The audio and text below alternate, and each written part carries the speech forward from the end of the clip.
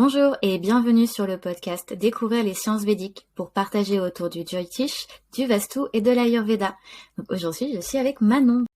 Avec Manon, aujourd'hui, on va échanger autour de la partie émotionnelle, tout ce qui concerne autour de l'Ayurveda et du Jyotish. Mais avant ça, est-ce que tu peux te présenter pour nos auditeurs? Oui, bien sûr. Je suis praticienne en Ayurveda.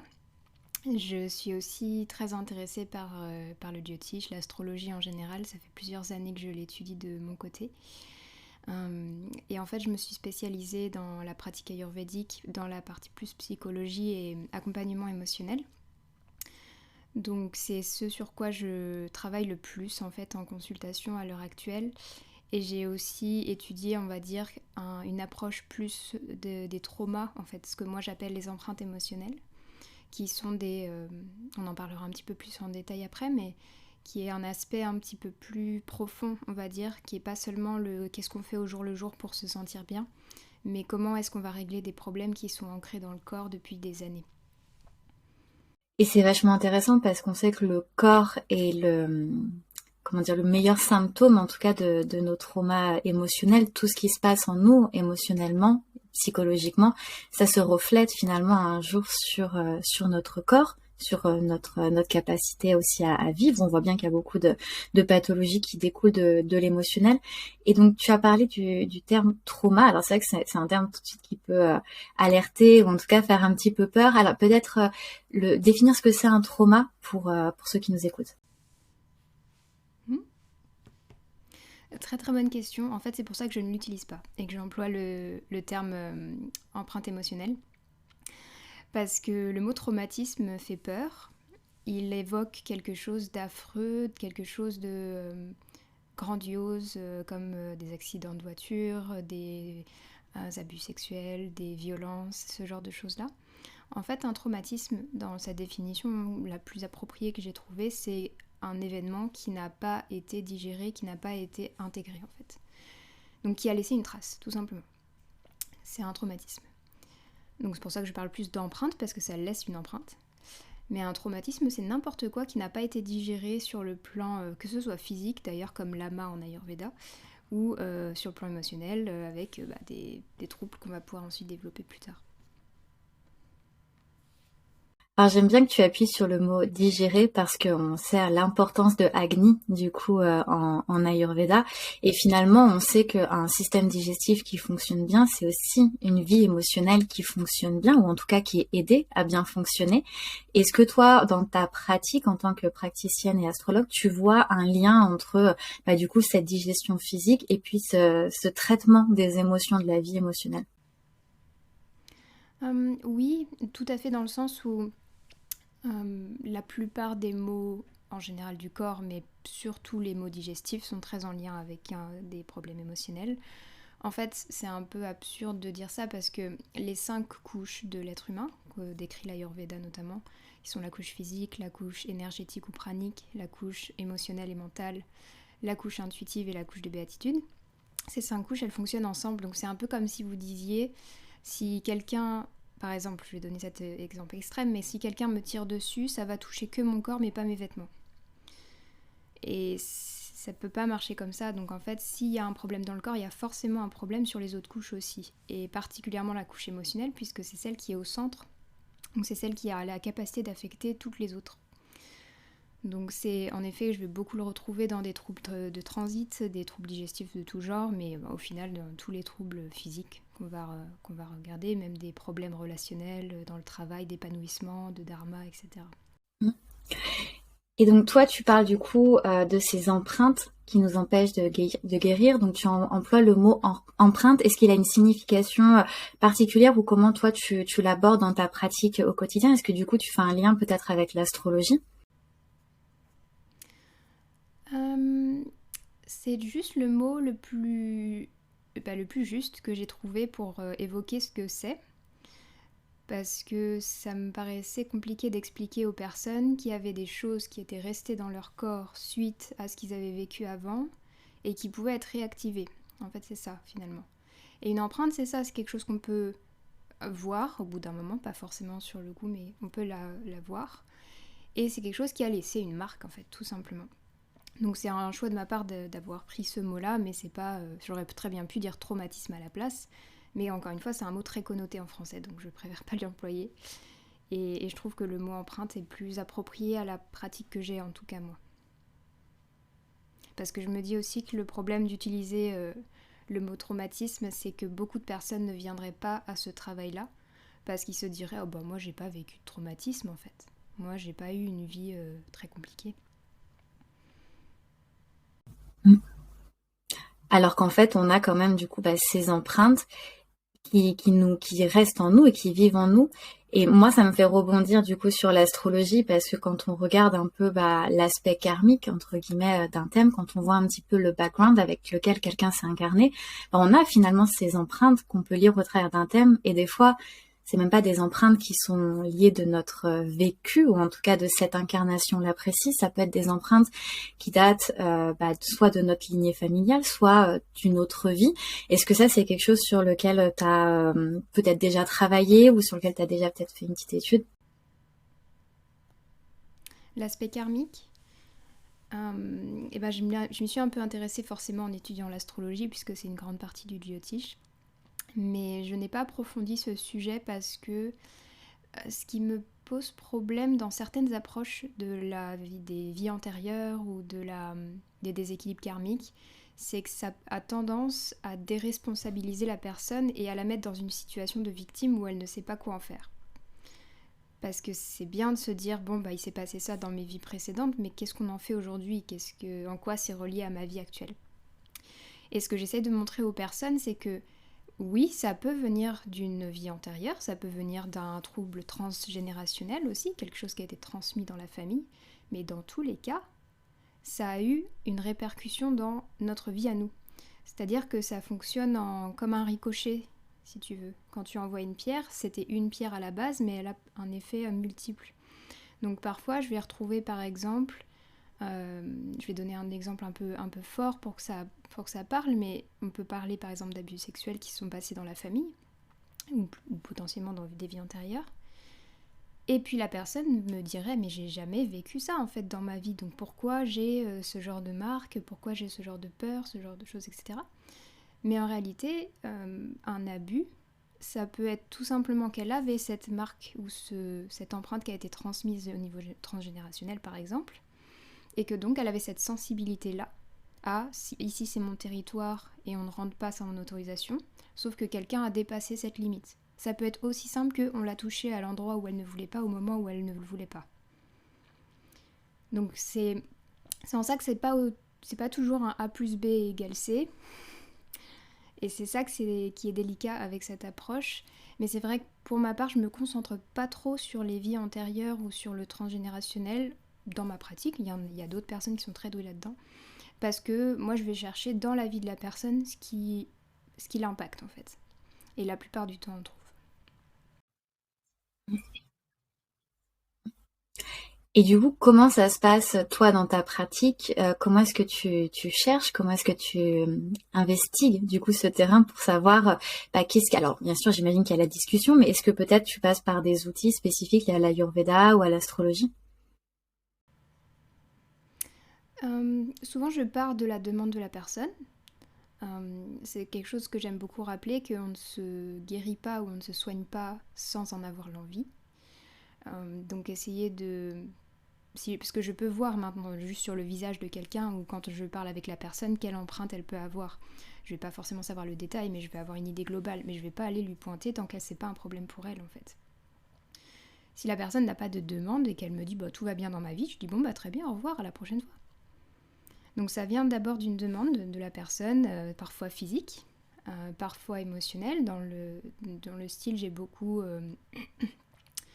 du mal à me gérer au niveau émotionnel, ou je me sens débordée par mes émotions, ou à l'inverse, je ne sens rien. Ça peut être aussi, je ne comprends pas pourquoi dans mon travail je suis autant affectée par cette personne, alors que bon, dans les faits, elle m'a pas fait grand-chose. Ou alors, je peux pas m'empêcher de travailler toujours plus que ce que je devrais. Et puis, je suis une personne très à l'écoute, vous comprenez, donc c'est important. Et puis, en fait, on peut partir de plein de choses. Mais moi, je pars en fait toujours de la demande de la personne. Mon but, c'est pas d'aller guérir ce qu'elle ne souhaite pas guérir en fait.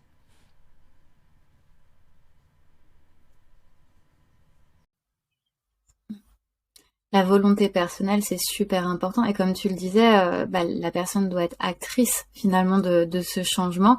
Et je sais que en Inde, en tout cas, on a beaucoup de ce qu'on appelle des upayas, des remèdes. Est-ce que, alors bien entendu, il y a autant de remèdes qu'il existe d'individus, mais est-ce que toi, tu as peut-être une panoplie de remèdes, peut-être déjà qui aident, en tout cas dans cette gestion de l'empreinte émotionnelle? Oui, ça peut être très très varié. Il y a la pratique qu'on fait déjà en séance, où je vais guider les personnes pour aller chercher l'empreinte, l'explorer ensemble et comprendre ce qui s'y passe, donc amener de la conscience sur ce qui se passe. J'aime bien parler de ça comme si on allait dans Tamas, qui est la partie ignorante de l'esprit, l'inconscient si on veut, ou le subconscient, et ramener dans la lumière de Sattva. Sattva, c'est la partie éveillée, consciente de l'esprit. Donc c'est un peu un travail qu'on fait ensemble parce que c'est assez compliqué à faire seul. Ça va passer par de la visualisation, du ressenti dans le corps. Parfois je vais faire parler les personnes, parfois je leur fais faire des sons. Mais c'est surtout sur du langage et de l'exploration par la visualisation et les ressentis physiques. Et ensuite, en termes de conseils que je vais donner à la personne, je vais souvent conseiller des couleurs, donc ça, très associé au Jyotish notamment. Mais je ne vais pas forcément le faire d'une manière très mentale. Souvent, ce que j'aime avec cette approche, c'est que c'est les personnes qui me disent ce dont elles ont besoin. C'est pas finalement moi. J'ai eu une femme comme ça qui après, ou pendant la visualisation, me disait que là, elle avait un liquide doré très nourrissant dans son ventre. Et ça lui faisait du bien. Donc à la fin, je lui ai conseillé de consommer du ghee. Parce que c'était quelque chose qui m'a intuitivement tout de suite fait clic pour moi. Et avec sa constitution et ses problèmes, ça allait tout à fait. J'ai aussi l'aspect intellectuel qui est là, mais c'est en tout cas, je vais me laisser guider parce que la personne va percevoir de ce dont elle a besoin, déjà. Et je trouve ça génial parce que, en fait, la personne se sent encore plus actrice dans sa thérapie. Et, et c'est même plus à moi de dire les choses. Il y a une fois où la personne a rouvert les yeux après la visualisation et elle a dit « Ah, faut vraiment que je me remette au sport, ça me fait trop de bien, en fait. » Moi, j'ai rien à dire. Je tapé bon, bah très bien, je suis heureuse que vous sentiez mieux. Donc ça c'est super, j'utilise les couleurs, j'utilise beaucoup les archétypes, tu dois le savoir avec tous les archétypes des divinités hindoues, mais ça peut être aussi d'autres archétypes. J'ai travaillé avec l'archétype de la princesse, l'archétype du roi, l'archétype du père, de la mère, l'archétype, etc., etc. En fonction de ce qu'on a trouvé pendant la visualisation. Il y a des animaux aussi qui émergent beaucoup.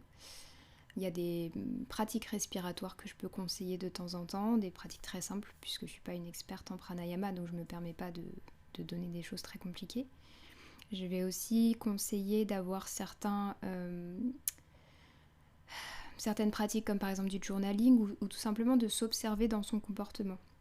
Donc, par exemple, quand c'est des problèmes relationnels, d'observer comment je réagis à telle parole de l'autre personne.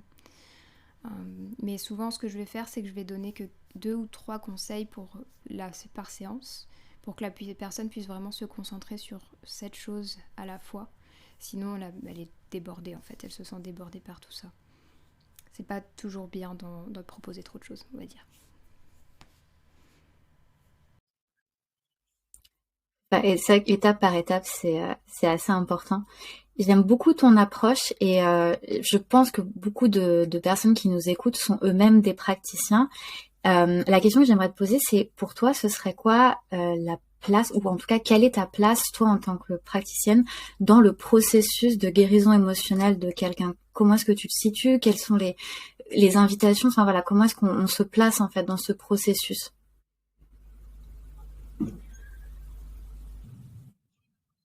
Ouais, c'est ça. Souvent, j'aime présenter ça aux personnes comme s'ils étaient en train de marcher sur leur propre chemin et que moi j'ai déjà marché ce chemin parfois, ou parfois je ne le connais pas, mais j'ai une vision extérieure qui va peut-être leur donner une idée en plus. J'ai aussi mon expertise en Ayurveda qui va aussi apporter quelque chose. Et il faut le dire, j'ai passé beaucoup, beaucoup de temps à explorer mes empreintes émotionnelles.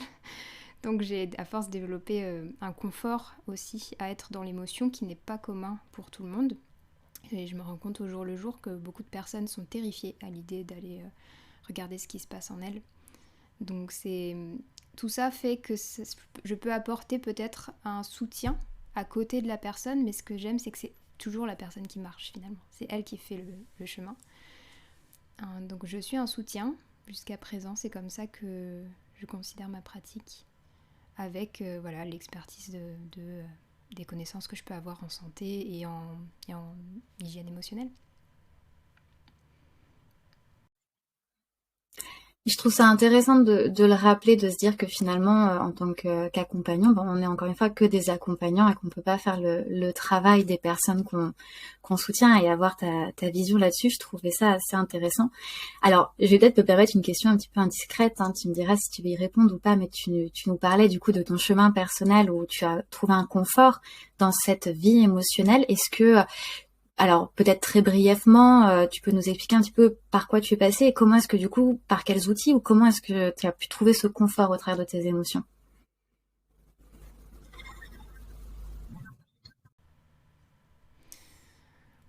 Alors moi j'ai tout à fait typiquement j'aurais été celle qui répondait mais moi j'ai pas de traumatisme, j'ai eu une très belle vie et d'ailleurs mon enfance était magnifique, j'ai des parents très aimants et tout va bien.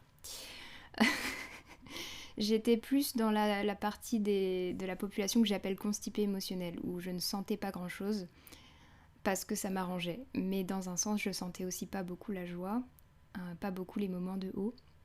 Donc ça a été tout un chemin pour moi d'accepter de vivre ces vagues. Et ce qui m'y a poussé, c'est les relations, je pense, parce que c'est un miroir assez fort, où on te remet face à ce que tu ne veux pas voir. Donc ça a été très intéressant pour moi. J'ai eu des voyages aussi qui m'ont beaucoup aidé, notamment les États-Unis, parce que là-bas, ils sont à fond là-dedans. Ils adorent le drama, ils adorent quand ça se voit, ils adorent exprimer les choses. Et moi, j'arrivais, petite Française introvertie, qui n'exprime pas ses émotions, ils n'ont pas compris. Ils n'ont pas compris ce qui se passait en moi. Et donc j'ai appris, en fait, par observation et par des tests, comment faire. J'ai appris comment je pouvais au quotidien faire des petites choses qui m'aident aussi, comme je me suis rendu compte que faire du trampoline, ça m'aidait énormément à décharger des tensions physiques qui venaient des tensions émotionnelles. Il y a plein de petites choses en fait comme ça que j'ai attrapées à droite à gauche au fur et à mesure du temps. C'est de l'expérimentation pure. Et puis j'ai rencontré des bonnes personnes qui m'ont fait comprendre que j'étais pas folle, que pleurer un jour et être très heureuse le lendemain, voire la même journée, c'était ok. Que voir c'était même très sain. Enfin, j'ai eu les bonnes personnes et les bonnes informations au bon moment. Et j'ai essayé de faire mon chemin un petit peu comme ça. Et puis depuis peu, je me fais aussi accompagner moi-même pour encore plus aller dans les zones d'ombre qu'on ne veut pas forcément explorer tout seul.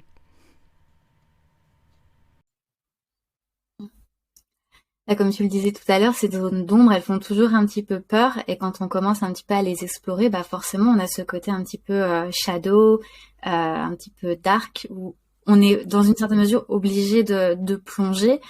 Euh, Comment est-ce qu'on pourrait peut-être représenter cette zone, et peut-être aussi, dans une certaine mesure, rassurer les personnes qui entreprennent ce chemin émotionnel, parce que quand on a mis des barrières émotionnelles toute sa vie, quand on commence à les faire exploser une par une et qu'on commence à aller dans les profondeurs de soi, bah voilà, comme tu l'as dit, ça peut être très flippant. Comment est-ce qu'on peut peut-être bien guider ces personnes de façon très simple, hein, sans que ce soit un accompagnement bien sûr, et puis les rassurer aussi sur ce chemin.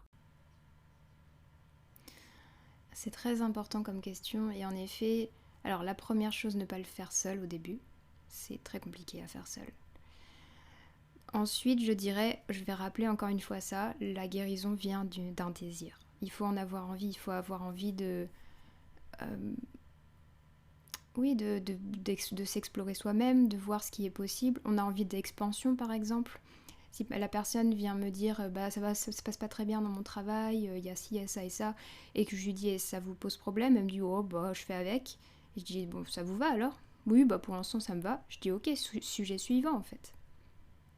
Si je vois que par contre ça va à l'encontre de ce qu'elle m'a dit juste avant, par exemple elle a un discours un peu euh, antinomique où elle va me dire une phrase comme dire bah, j'ai ce problème de santé ou j'ai ce problème qui va pas et ensuite me raconter une histoire qui est totalement en lien avec ce problème et me dire oui mais ça on s'en fiche. Non, moi mon rôle c'est aussi de lui montrer qu'on s'en fiche pas.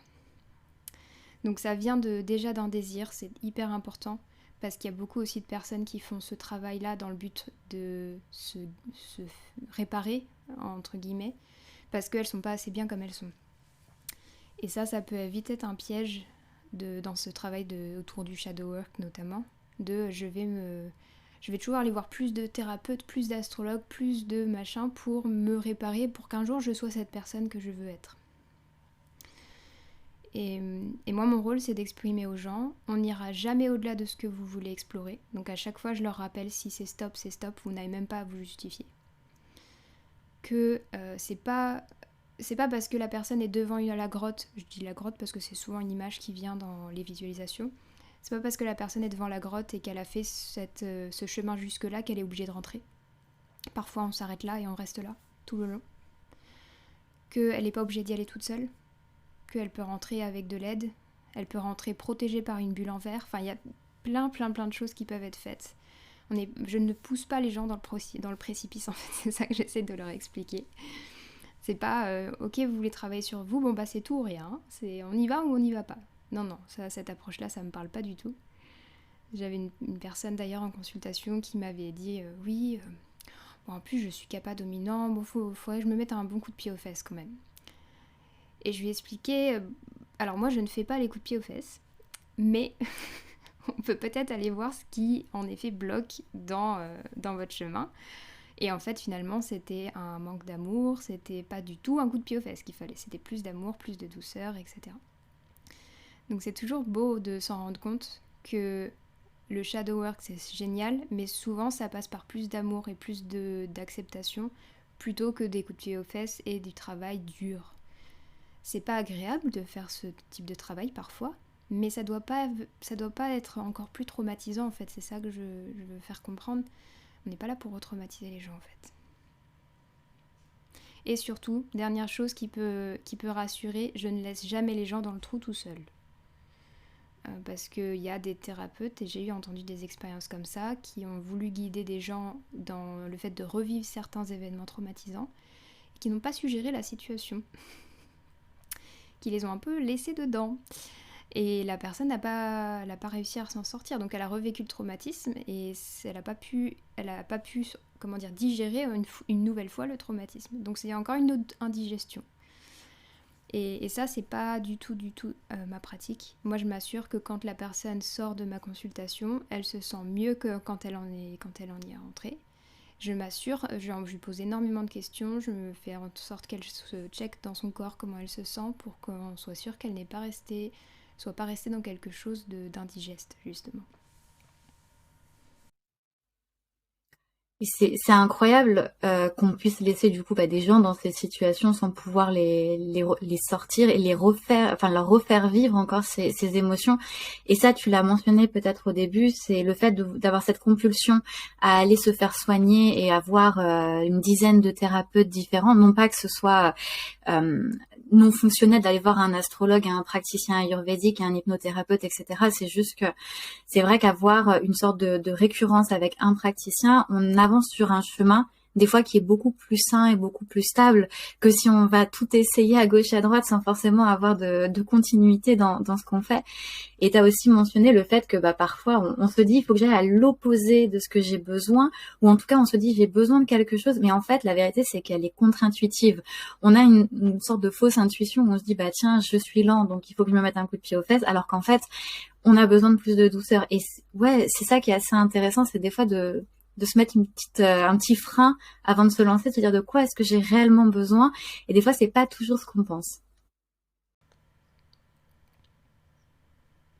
Non, et ça me fait très plaisir que tu parles de ça parce que j'y pensais justement hier, que c'est accompagner les gens sur du long terme, ça a une valeur incommensurable. C'est-à-dire qu'au début, je faisais des consultations en Ayurveda seulement, très courtes, non, longue la consultation, mais j'avais pas toujours les gens qui revenaient. Et c'était très frustrant, parce que j'avais l'impression qu'il fallait que j'explore tout en une fois. Ce qui est indigeste pour moi, indigeste pour la personne, et au final, on ne va nulle part. Ce que j'aime beaucoup dans la pratique aujourd'hui, que j'ai choisi, c'est qu'on voit une chose à la fois, que la personne, elle n'a pas un dossier entier de ce qu'elle doit mettre en place dans sa vie, mais elle a 3 ou 4 conseils, voire un tout petit peu plus, mais en général, c'est pas beaucoup plus. Et surtout, il y a un suivi, comme tu dis, et donc c'est beaucoup moins rajasique comme accompagnement, c'est sadhvik, c'est comme la relation presque de maître à disciple, sans être dans cet extrême-là, mais il y a une continuité qui fait qu'on peut aller toujours un peu plus profond, un peu plus profond, un peu plus profond, et on construit quelque chose de confiance aussi avec la personne, donc on peut se permettre d'aller explorer des choses encore plus profondes à chaque consultation, et ça c'est génial. Alors que si on devait à chaque fois rencontrer une nouvelle personne, il faut qu'on apprenne à la connaître, il faut qu'on lui fasse confiance en tant que personne qui cherche à se faire accompagner, et qu'on s'assure que la personne qui nous accompagne, elle a les clés qu'il nous faut, etc. Donc si à chaque fois on doit refaire ce chemin, c'est beaucoup d'énergie qui n'est pas dédiée à la guérison, en fait. Oui. Et puis je vois ça un peu comme une boulimie. En fait, comme tu le disais, on a toujours besoin d'être un peu cette meilleure version de soi, donc on manque beaucoup d'acceptation de soi, et on a cette boulimie de se dire, bah si je fais cette nouvelle technique, je serai mieux, je serai ceci, cela, et on se perd en fait finalement sur tous ces chemins à juste vouloir en fait se nourrir. Je vois un petit peu comme en astrologie Raoult, cette tête qui veut juste avaler, avaler, mais il n'y a pas de corps pour digérer, donc on prend plein de choses, mais finalement, en fait, bah, il n'y a rien qui se passe au niveau physiologique et même émotionnel, parce que rien n'est digéré, du coup. Exactement. Et tout peut devenir une addiction, y compris le fait de travailler sur soi. C'est important de le rappeler. Oui, c'est important, l'addiction au travail émotionnel, et puis l'addiction aussi à certaines émotions. Des fois, on a une addiction à une certaine émotion, et s'en sortir, ça peut être aussi assez difficile. Mais en tout cas, c'est vrai que c'est bien de le rappeler, surtout dans un milieu qui, pour être honnête, n'est pas non plus cadré réellement légalement. C'est quand même très important de pouvoir rappeler aux gens qu'ils doivent avoir du discernement dans le choix des praticiens et dans l'orientation de ce qu'ils décident de faire, que même si ça reste des sciences, enfin l'Ayurveda et notamment la psychologie ayurvédique, c'est vraiment une science qui est extrêmement bien développée et très bien nourrie. Mais voilà, il faut pouvoir être dans la connaissance de où est-ce qu'on va et comment est-ce qu'on le fait aussi, sans tomber dans des abus, parce qu'il y a aussi des thérapies, par exemple des psychologues qui font des thérapies sur 10-20 ans, qui, moi, me semble relativement bien trop proportionné par rapport aux problématiques parfois de certaines personnes. Donc voilà, trouver ce juste milieu aussi. Oui, et sur du aussi long terme, il y a une forme de dépendance aussi qui peut s'installer, qui n'est pas du tout bénéfique, je trouve.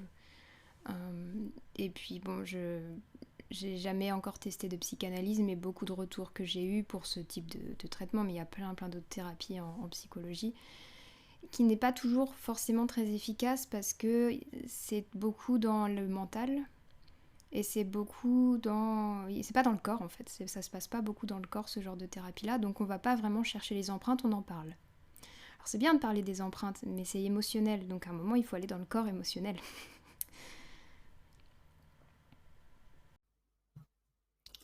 Et donc tout à l'heure, tu parlais aussi du fait que certaines personnes ne ressentaient plus, tu sais, ces émotions, étaient complètement coupées et se disaient, bah non, moi j'ai pas besoin de thérapie, tout va bien, alors qu'en fait, c'est aussi ces personnes-là qui peuvent bénéficier d'un accompagnement.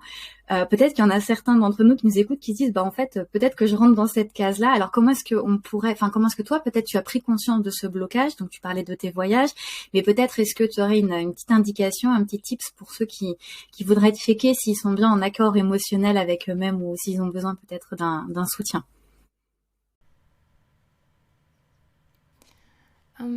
Alors c'est une bonne question parce qu'en plus on me l'a posé quand j'étais au Mexique. Il y a un homme qui est venu vers moi et il savait ce que je faisais dans mon travail et qui me dit comment on travaille sur les émotions quand ça va quoi, quand tout va bien. Je dis bah si tout va bien, tout va bien. Il dit non mais bon, il y a bien un truc à voir. Je dis oui, bah si tu veux, tu peux aller chercher. Et en effet, on peut aller chercher. Et c'est relativement facile. La constipation émotionnelle, ça dure qu'un temps.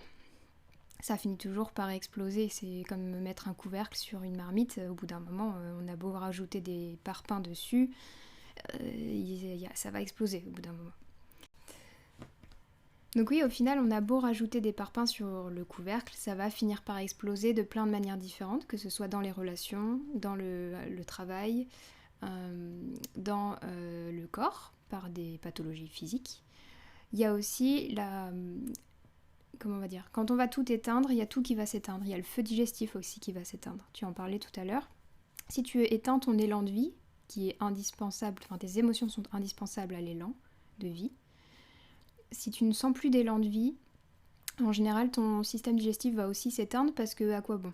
Il y a tout un peu qui va devenir au ralenti. Souvent des personnes qui sont en grosse hypotension ou en hypothyroïdie, qui vont être très fatiguées, qui n'ont plus d'énergie à rien faire, c'est leur système qui leur dit bah oui mais en fait t'as pas de direction et on n'a pas de but, on n'a pas de vie en nous, donc pourquoi la garder? C'est terrible à dire mais finalement c'est un peu ça qui se passe.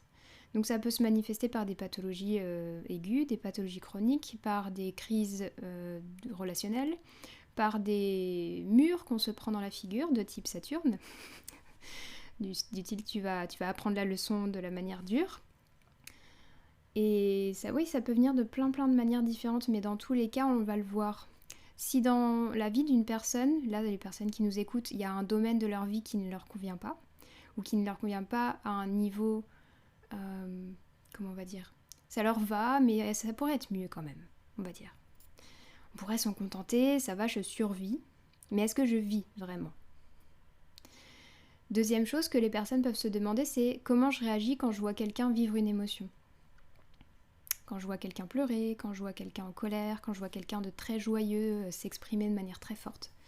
Souvent des personnes qui sont très fermées au niveau émotionnel, ça va les déranger beaucoup. Ça va les mettre très mal à l'aise, voire ça va leur faire un peu peur.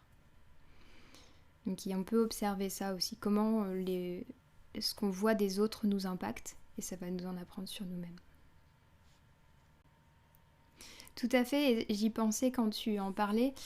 Il y a une pratique dans le yoga qui s'appelle tapas, qui est la pratique de l'effort, faire un effort volontaire pour atteindre un certain but, qui est très lié à Mars en astrologie. Si les personnes se sentent un peu embourbées dans leur vie ou qu'elles ça avance pas trop et qu'elles ressentent pas grand-chose, faire ce genre de pratique, que ce soit un tapas mental, un tapas spirituel ou un tapas physique, ça va faire monter des choses à la surface. On passe notamment par des respirations très intenses, c'est très à la mode en ce moment. Ça peut passer par des pratiques physiques très intenses, ça peut passer par du jeûne, ça peut passer par des moments d'isolement dans des lieux naturels où les personnes vont faire face à certaines peurs. Ça peut passer par des médecines par les plantes aussi, comme en Amérique du Sud, ils utilisaient à l'époque. Donc il y a plein de manières de ramener de la lumière dans ta masse. Mais parfois, il faut mettre un peu de rajas, il faut mettre un peu de mouvement en fait. Donc ce qui peut aider, ça peut être des musiques. Parfois, les musiques peuvent nous émouvoir et faire remonter des choses à la surface, des films. Souvent, quand les personnes me disent « Oh non, mais ce film, il est triste », non, il te rend triste. Donc c'est différent. Et c'est ça qui est intéressant. On peut stimuler cette recherche-là en utilisant l'énergie martienne de mouvement, d'action, d'activité. Ça va faire remonter des choses à la surface. Parce qu'en effet, si les personnes elles restent dans leur zone de confort constamment et qu'elles restent dans les limites de ce qui est acceptable, elles vont jamais aller chercher dans l'ombre finalement. Et c'est assez drôle que tu parles de Mars parce que son signe d'affaiblissement à Mars, c'est le Cancer. Et le Cancer, c'est le signe de prédilection de l'émotionnel, de l'intérieur, de la sécurité. Donc, peut-être que les personnes avec Mars en Cancer peuvent vraiment se noter ce conseil, se redonner un coup de Mars ou un coup de fouet, parce que c'est vrai que là, pour le coup, on peut pas faire mieux, en tout cas, comme conseil. Après, c'est vrai que moi, je mettrais une nuance en particulier sur les plantes, etc. Parce que, bon, encore une fois, il faut faire très attention, et je pense que tu dois partager cet avis-là, toujours choisir le chemin qui nous est le plus approprié en fonction de notre capacité émotionnelle et mentale. Tu as certaines personnes qui vont adorer, qui vont grandir avec des respirations, et puis d'autres qui vont partir et grandir avec un voyage chamanique au Pérou, et puis d'autres qui vont aussi ressortir traumatisés d'un voyage chamanique au Pérou parce que mal géré, parce que émotionnellement ils n'étaient pas prêts pour ça. Donc toujours voilà, accueillir tous ces outils avec discernement, c'est très important. Oui, exactement, et surtout, il n'y a pas forcément besoin d'aller jusque-là pour s'explorer soi-même. Il y a beaucoup de problèmes dans ce milieu-là. Il y en a dans tous les milieux. Le problème, c'est que dans celui-là, si la personne n'est pas douée, ça peut avoir des répercussions assez désastreuses. C'est pas grave si vous trébuchez dans un chemin à plat. Si vous trébuchez sur une falaise, c'est mortel. C'est un peu ça, tout ce qui est ayahuasca et ce genre de plantes. C'est si vous trébuchez, ça peut être mortel. Mais c'est aussi une médecine incroyable. Mais ça doit être bien fait. Donc en effet, c'est pas quelque chose que je dirige jamais les gens vers ce genre de thérapie, sauf si elles en ont elles-mêmes un élan en fait, qu'elles ressentent cet appel-là et qu'elles se sont bien renseignées et qu'elles ont trouvé quelqu'un de confiance qui est formé à ça. Parce que être chaman, c'est pas juste faire du tambour chamanique et donner des plantes. C'est un chemin de vie qui n'est clairement pas facile et qui nécessite d'aller dans l'ombre tout le temps, d'aller dans la grotte tous les jours et d'accepter de faire face à des choses parfois de l'ordre des monstres. J'emploie ce mot avec intention. Et qui n'est... Voilà, c'est pas drôle d'être chaman. Dans ces populations-là, quand les parents apprennent que leur fils est chaman ou leur fille est chamane, ils sont pas très heureux en général. Parce que c'est une condition très difficile à vivre. Donc voilà, ce genre de médecine est incroyable et elles apportent beaucoup, beaucoup de révélations. Mais on n'est pas obligé d'aller employer ces médecines-là. Et surtout, il faut faire hyper attention à qui les propose.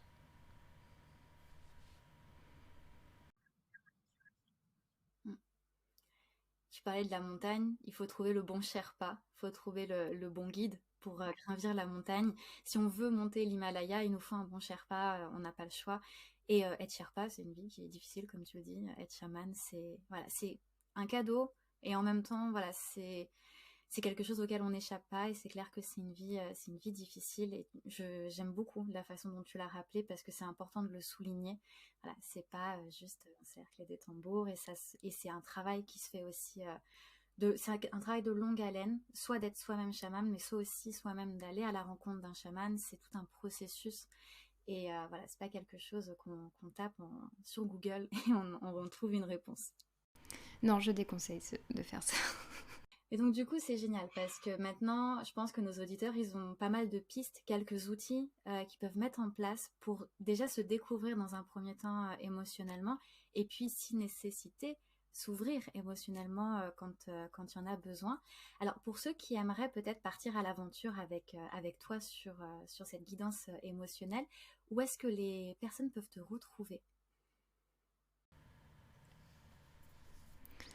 Eh bien, à plusieurs endroits, sur mon site internet manonmolen.com, sur Instagram, je m'appelle Manon Isoropia ou Manon Moulen, on peut me trouver aux deux noms. Sur YouTube, Manon Moulen aussi. Et puis après, voilà, c'est les réseaux principaux, on va dire. J'ai une adresse mail aussi qui est contact@manonmoulen.com pour les prises de rendez-vous. Et puis les gens peuvent échanger avec moi, je suis très ouverte à répondre à des questions avant les consultations si les personnes veulent s'assurer que je suis la bonne personne pour les accompagner, tout simplement. Donc voilà. Tu proposes aussi peut-être des formations pour ceux qui aimeraient approfondir certains sujets d'études? Alors sur les émotions, pas encore, j'y travaille. J'ai proposé des ateliers en présentiel dans plusieurs villes sur ce thème-là, mais elles sont terminées. Donc pour l'instant, je n'ai pas encore d'offres sur ce niveau-là, puisque j'y travaille et que je veux que ce soit très complet, donc ça va prendre du temps. Mais je propose un tutorat en astrologie qui est quand les personnes font à leur propre rythme. Et c'est un tutorat que j'ai conçu pour être très pratico-pratique et surtout en lien avec l'Ayurveda, en lien avec comment les gens peuvent utiliser notamment les archétypes planétaires dans leur quotidien. Il y a aussi des ateliers en ligne. Qu'est-ce que j'ai proposé? Je propose un programme sur les mantras et les malas, qui sont une autre forme thérapeutique de l'esprit dans la psychologie ayurvédique. Et puis voilà, tout est sur mon site internet de toute façon. Bah, c'est génial. Bon, en tout cas, moi, je recommande surtout les mantras hein, si vous voulez apprendre. Enfin, c'est vraiment un outil pour l'esprit incroyable. Bon, en tout cas, Manon, merci beaucoup d'être intervenue. Ça m'a fait vraiment plaisir d'échanger avec toi. Et puis peut-être au plaisir de te réinviter, de te revoir sur le podcast. Le plaisir a été partagé. Merci beaucoup à toi de m'avoir invité.